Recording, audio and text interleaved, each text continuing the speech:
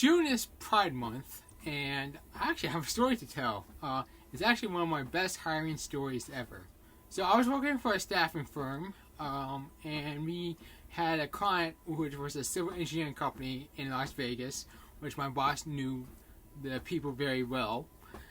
We had a drafter in place, but the person didn't do that well, so they asked us to hire 2 drafters.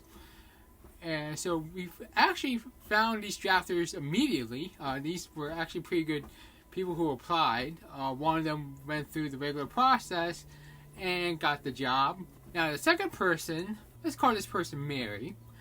So Mary applied for the position. I thought the resume looked pretty good.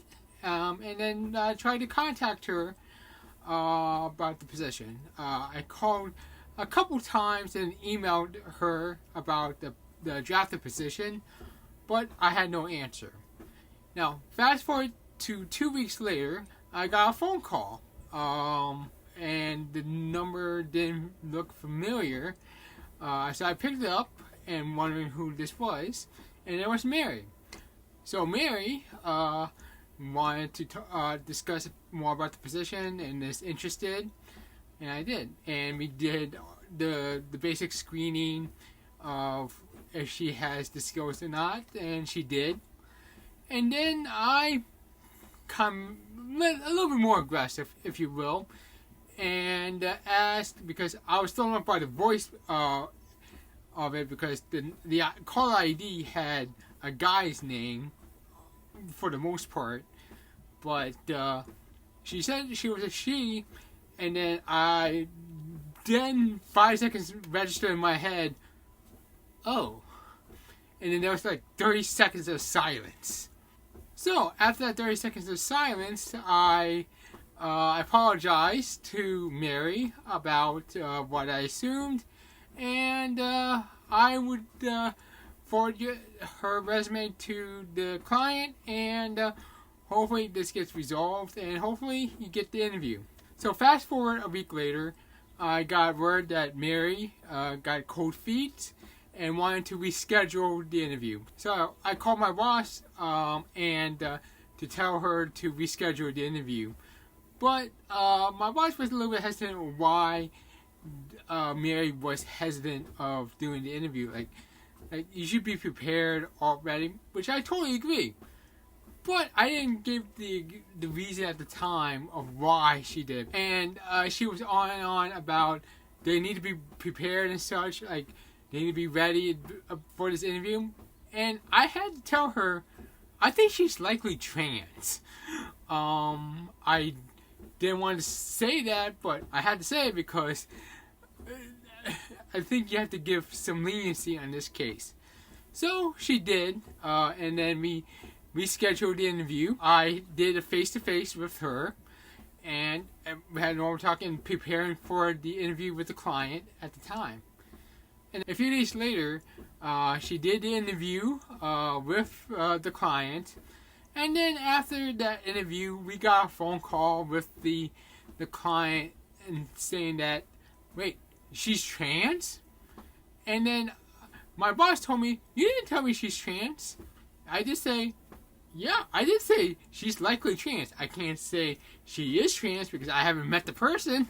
I saw them on screen, but I can't make the determination that if she wants to be called trans or not. So, yeah, they were stunned by that, and we were waiting the decision. So, fast forward to a week before my trip to Las Vegas.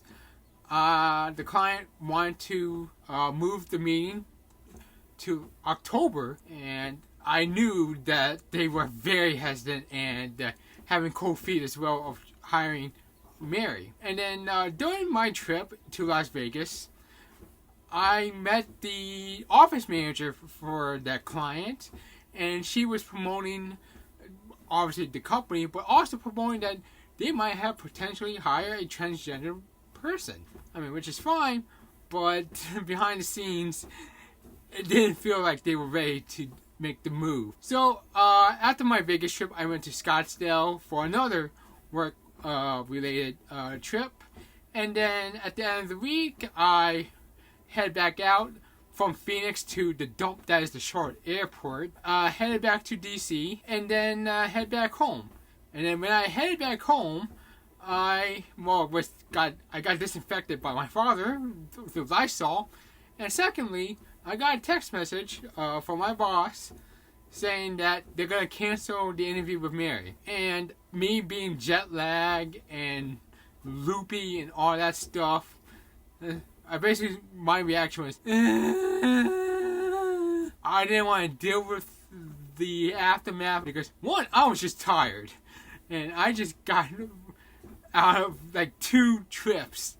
So I decided to do an email. So I sent an email to Mary that the meeting is canceled. And I felt kind of guilty over the weekend on that email. I thought if I did enough on that front. But I just kind of ignored it because I just didn't want to deal with it, period. So fast forward to Monday, Mary didn't get the message. And Mary came to the client's office, all prepared with all the design and all the housing and the materials. The initial phone call I got from my boss was that, how did she get in? Why is she allowed to get in? I thought you sent that the meeting was canceled. And I did. I did show her the message that I sent the email that the meeting was canceled. And then she was upset and was trying to fix things on that front of it. So a couple hours later, I got a phone call from my boss saying that the client is going to hire Mary after all. I say, what? Really? After all that, they want to hire her? So the office manager talked to us and saying that Mary blew everyone out of the water with her presentation and then her preparedness, essentially. And they hired her. And then later that night, I followed up with Mary to call up how the interview went. And at that time, she did contact me about the cancellation.